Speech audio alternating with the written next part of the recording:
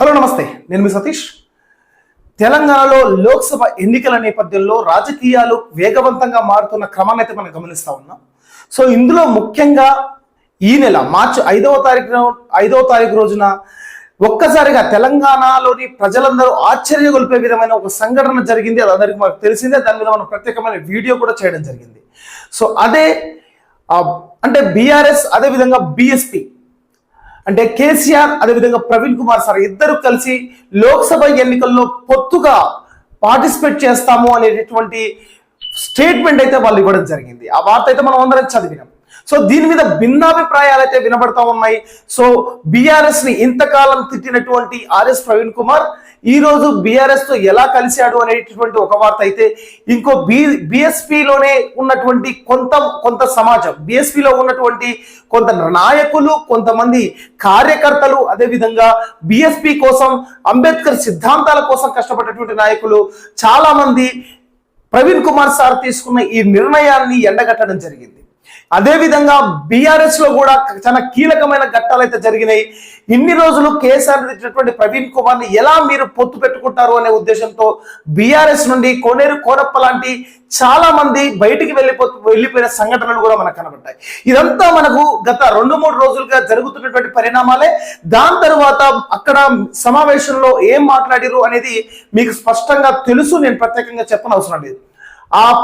ఆ కూటమి అంటే ఆ యొక్క పొత్తు గురించి డిస్కషన్ జరిగిన తర్వాత చర్చ నుండి బయటకు వచ్చినటువంటి ప్రవీణ్ కుమార్ సార్ అన్నటువంటి మాటల్లో ఒక మాట ఏంటి అంటే, అధిష్టానం కోరిక మేరకే నేను నిర్ణయం తీసుకోవడం జరిగింది అనేటటువంటి మాటనైతే ప్రవీణ్ కుమార్ సార్ స్పష్టంగా తెలియజేయడం జరిగింది. అదేవిధంగా మన త్వరలోనే అంటే రేపు ఎల్లుండి 2 days లో దీనికి సంబంధించి సీట్ల సర్దుబాటు అనేది జరుగుతుంది అని కూడా ఇద్దరు అధినేతలు ఒకేసారి ఒకే దగ్గర ప్రెస్ మీట్ లో అంటే విలేకరులకు చెప్పినటువంటి సందర్భాన్ని కూడా మనం గమనించాం. అయితే ఇంతవరకు అది 5వ తారీఖు జరిగింది, ఈరోజు 9వ తారీఖు, అంటే దాదాపుగా 4 రోజులుగా ఎటువంటి దానికి సంబంధించిన వార్తలు కానీ మళ్ళీ ఎటువంటి వార్తలు కానీ హల్చల్ అవ్వట్లేదు.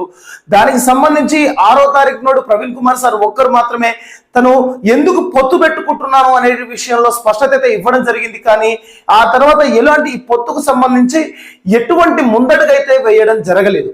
అంటే పార్టీ పొత్తు విషయంలో మరి ఎన్ని సీట్లు బీఎస్పీకి ఇస్తారు, మరి అక్కడ కేసీఆర్ చూసినట్టయితే స్పష్టంగా అక్కడ ఒక వ్యాఖ్య అయితే చేయడం జరిగింది. అదేంటంటే కొన్ని వాళ్ళు పోటీ చేస్తారు, కొన్ని పొత్తు అన్నప్పుడు మేము పోటీ చేస్తాం, ఇది సర్వసాధారణంగా జరుగుతుంది అని చెప్పడంతో పాటుగా రేపు ఈ విషయంలో పొత్తు విషయంలో సీట్ల సర్దుబాటు విషయంలో ప్రెస్ మీట్ పెడతామన్నారు. ఇంతవరకు దాని మీద ఎలాంటి చర్య లేదు, ఎటువంటి మాట కూడా ఎత్తనేటువంటి సందర్భాన్ని మనం గమనిస్తాం. అయితే ఈ సందర్భంలోనే ఒక కీలకమైన ఘట్టం అయితే మనకు ఎదురయ్యింది. అదేంటి అంటే బీఎస్పీ చీఫ్ అంటే జాతీయ అధ్యక్షురాలైనటువంటి, అదేవిధంగా ముఖ్య నాయకురాలైనటువంటి బెహెన్జీ మాయావతి గారు ఒక ట్వీట్, తను చేసినటువంటి ఒక ట్వీట్ అయితే వైరల్ గా మారేటటువంటి సంఘటన. ఈ ట్వీట్ మీద ఇప్పుడు డిస్కషన్ జరుగుతూ ఉంది మిత్రులారా. సో అంటే అక్కడ ట్వీట్ లో ఉన్నటువంటి విషయం ఏంటి అంటే, మేము ఎవరితో పొత్తు పెట్టుకోవడం లేదు, ఈ సార్వత్రిక ఎన్నికల్లో మేము సొంతంగా ఒంటరిగానే పోరాటంలో దిగుతా ఉన్నాం, మేము దానికి సంబంధించిన కార్యక్రమాలని సిద్ధం చేసుకుంటున్నాం. సో కాబట్టి మేము ఒంటరిగానే ఈ యొక్క లోక్సభ ఎన్నికల్లో మేము పోటీ చేస్తామని ఒక ట్వీట్ చేయడంతో ఒక్కసారిగా రాష్ట్రంలో ఉన్నటువంటి పరిస్థితులు చాలా మారిపోతున్నాయని చెప్పొచ్చు. అంటే దీనికి సంబంధించి డిస్కషన్లు ఎక్కువ జరుగుతున్నాయని చెప్పొచ్చు. ఏంటి ఆ డిస్కషన్ అని మనం గమనించినట్టయితే, ఇక్కడ ఆర్ఎస్ ప్రవీణ్ కుమార్ సార్ ఏమో బీఆర్ఎస్ తో పొత్తు పెట్టుకోవడం జరిగింది. అయితే ఇక్కడ మన మేడం ఏమని చెప్తున్నారు, అసలు పొత్తు నేను ఎవరితో పెట్టుకోవట్లేదని చెప్తున్నారు.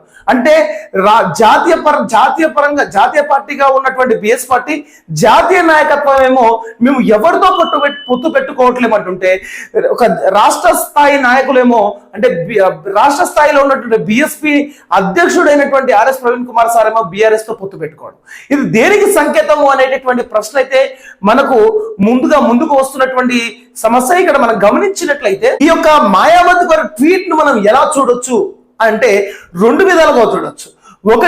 ఒకవేళ మాయావతి గారు జాతీయంగా అంటే నేషనల్ వైజ్ గానే, అంటే తన పార్టీ ఏ ప్రాంతీయ పార్టీతో కానీ ఏ వర్గంలో కానీ ఏ రాష్ట్రంలో కానీ ఏ రాష్ట్రంలోనైనా సరే ఒంటరిగానే పోరాటంలోకి వెళ్తున్నాము అని కనుక అతను ఆ పర్పస్ లో ఆలోచనతో ట్వీట్ చేసి ఉంటే మాత్రం ఇక్కడ ప్రవీణ్ కుమార్ సార్ నిర్ణయాలన్నీ ఏకదాటిగా వెళ్తున్నాయని మాత్రం అర్థం చేసుకోవచ్చు మనం. అంటే మన ప్రతిసారి ప్రవీణ్ కుమార్ సార్ ఏమంటారంటే నాది నేషనల్ పార్టీ, నేను సొంతంగా నిర్ణయాలు తీసుకోవడానికి ఉండదు, ఖచ్చితంగా బెహెన్జీ మాయావతి గారి నిర్ణయాల మేరకే నేను ముందరికి వెళ్ళడం జరుగుతుంది అని చెప్పేసి ప్రవీణ్ కుమార్ సార్ చాలా సార్లు చెప్పడం జరిగింది, మనకు అందరికి తెలిసింది. సో ఇక్కడ ఏంటి జరుగుతుంది అంటే మరి ఈ ట్వీట్ని ఎలా చూడాలి మరి అంటే ప్రవీణ్ కుమార్ సార్ మాయావతి గారికి మరి ఎటువంటి ఇన్ఫర్మేషన్ ఇవ్వకుండా తన సొంత నిర్ణయంతో ముందరికి వెళ్ళాడా అనే ప్రశ్న అయితే ఇక్కడ ఉత్పన్నమయ్యే అవకాశం అయితే ఉంది. అయితే మనకున్న సమాచారం మేరకైతే బీఆర్ఎస్ తో కలవడానికి ముందు, బీఆర్ఎస్ తో పొత్తు పెట్టుకోవడానికి ముందు బీఎస్పీ సమావేశం అయితే ఏర్పాటు చేసి కార్యవర్గ సమావేశంలో మాట్లాడినప్పటికీ దాని మీద కొలిక్కి రాకుండానే ప్రవీణ్ కుమార్ సార్ అక్కడ ఉన్నటువంటి నాయకులను ఎవ్వరి అనుమతి అంటే ఎప్పుడైనా ఒక ప్రజాస్వామ్యంలో ఉన్న మనం ఏ పార్టీలోనైనా ప్రజాస్వామ్యం అనేది ఉంటది. అంటే అక్కడ ఉన్నటువంటి మెజారిటీ పర్సన్ నిర్ణయాన్ని తీసుకొని నాయకత్వం ముందరికి వెళ్ళినప్పుడే ఆ పార్టీ మునగడ సాధించే అవకాశం అయితే మనకు కనబడుతుంది. అయితే మనకున్న సమాచారం మేరకైతే ప్రవీణ్ కుమార్ సార్ ఎటువంటి అభిప్రాయాన్ని తీసుకోకుండా, మెజారిటీ అభిప్రాయాన్ని తీసుకోకుండా ఏక అపక్ష నిర్ణయంతో తీసుకొని ఈ యొక్క బీఆర్ఎస్ తో పొత్తు పెట్టుకున్నట్టుగా మనకు కొంతమంది బీఎస్పీ నాయకులు బయటకు వచ్చినటువంటి, బీఎస్పీకి రాజీనామా చేసినటువంటి నాయకులు అయితే మనకు చెప్తున్నటువంటి సందర్భాన్ని మనం గమనించవచ్చు. సో అదే నిజమైనట్టయితే మరి మాయావతి గారికి ఈ పొత్తు విషయం తెలుసా తెలియదా అనేది అయితే పెద్ద క్వశ్చన్ మార్క్ గానే కనబడతా ఉంది. అది ఇక్కడ మనం తెలుసుకోవాల్సిన మరో విషయం ఏంటంటే మరి మాయావతి గారు ఇది నేషనల్ వైజ్ గా తను ఇచ్చిన స్టేట్మెంటా లేక తాను ఉత్తరప్రదేశ్ కు మాత్రమే సంబంధించిన స్టేట్మెంటా అనేది ఇక్కడ మనం ఆలోచించాల్సిన అవసరం ఉంది మిత్రులారా. ఎందుకంటే ఇక్కడ నేషనల్ వైజ్ గా కాకుండా కేవలం ఉత్తరప్రదేశ్ స్థానిక అంటే ఉత్తరప్రదేశ్ రాష్ట్రంలో జరిగే లోక్సభ ఎన్నికలు, అసెంబ్లీ ఎన్నికల అంటే అక్కడ జరిగే లోక్సభ ఎన్నికల సందర్భంగానే ఉత్తరప్రదేశ్ లో మేము ఎవరితో పొత్తు పెట్టుకోవట్లేము, స్వతంత్రంగా వెళ్తున్నాము అనేటటువంటి భావనతో మరి మాయావతి గారు ట్వీట్ చేసినట్టుగా అయితే నాకు అనిపిస్తా ఉంది. దీని మీద కొలిక్కి రావాల్సిన అవసరం ఉంది. దీని మీద ప్రవీణ్ కుమార్ సార్ ఎలా స్పందిస్తారో మనం చూడాల్సిన అవసరం ఉంది మిత్రులారా. సో కాబట్టి మీరు ఖచ్చితంగా మనం ఒకవేళ దీని మీద కొలిక్కి వస్తే మళ్ళీ దాని మీద వీడియోని అయితే ఖచ్చితంగా చేస్తాను, అందులో మొహమాటమే లేదు. సో ఇప్పటికైతే చాలా మంది నేను చేసినటువంటి గతంలో చేసినటువంటి బీఆర్ఎస్ ప్రవీణ్ కుమార్ సార్ నిర్ణయం తీసుకున్నప్పుడు నేను చేసినటువంటి వీడియోకు చాలా మంది డిఫరెంట్ కామెంట్స్ అయితే చేస్తున్నారు. దానికి ప్రత్యేకమైన కృతజ్ఞతలు మీకు అందరికీ. ఎందుకంటే మీరు సపోర్ట్ చేస్తూ ఉంటే ఇలాంటి మంచి వీడియోలు మీ దగ్గరికి తీసుకురావడం ఎంత కష్టపడతాను. So in the same time ఇంకా మీరు ఈ వీడియోని, ఈ ఛానల్ని మీరు సబ్స్క్రైబ్ చేయకపోతే వెంటనే సబ్స్క్రైబ్ చేసి, లైక్ చేసి, షేర్ చేసి నన్ను సపోర్ట్ చేసుకుని కోరుకుంటూ ఇక బీఎస్పీ పార్టీ తీసుకోబోయేటటువంటి తదుపరి నిర్ణయాన్ని కూడా మీకు ఎప్పటికప్పుడు అందించే ప్రయత్నం చేస్తాను. సో ఇప్పటికైతే నేను అనుకుంటున్నది ఏంటి అంటే ఈ బీఎస్పీ అంటే క్లారిటీ ఇవ్వదలుచుకున్నాను. బీఎస్పీ అధినేత అయినటువంటి బెహెన్జీ మాయావతి గారు ఉత్తరప్రదేశ్ కు సంబంధించి మాత్రమే ఆ యొక్క ట్వీట్ చేసినట్టుగా మనకు అర్థమవుతా ఉంది. కానీ రాష్ట్రానికి సంబంధించి, వివిధ రాష్ట్రాలకు సంబంధించి కాదు అన్నట్టుగా అయితే మనకు అర్థమవుతా ఉంటుంది. సో ఒకవేళ అది కాదు, నిజంగానే నేషనల్ వైజ్ గానే ఆమె ఏ రాష్ట్రంలో ఏ పార్టీతో పొత్తు పెట్టుకోవట్లేను అని మాత్రం చెప్పలేదు. దానికి సంబంధించి మరి కేసీఆర్ గారు కూడా మాయావతి గారితో ఫోన్ మాట్లాడుతా అన్నారు, ఇంతవరకు మాట్లాడలేదు. సో దీని పరిణామాలను మీరే విధంగా చూస్తున్నారు? మీ దృష్టిలో ఈ పరిణామాలు మీకు ఎలా కనబడుతున్నాయి అనేది కామెంట్ లో నాకు తెలియజేసే ప్రయత్నం చేయండి. ఇది ఈ వీడియో. మరి నెక్స్ట్ వీడియోలో మిమ్మల్ని కలుసుకుంటారు. రాజకీయపరమైనటువంటి, సాంఘికపరమైనటువంటి, సామాజిక పరమైనటువంటి అంబేద్కరిజం కి సంబంధించినటువంటి ప్రతి వీడియో మీ దృష్టికి తీసుకురావడానికి మీ ముందుకు నేను పదే వస్తూ ఉంటాను. నేను మీ సతీష్.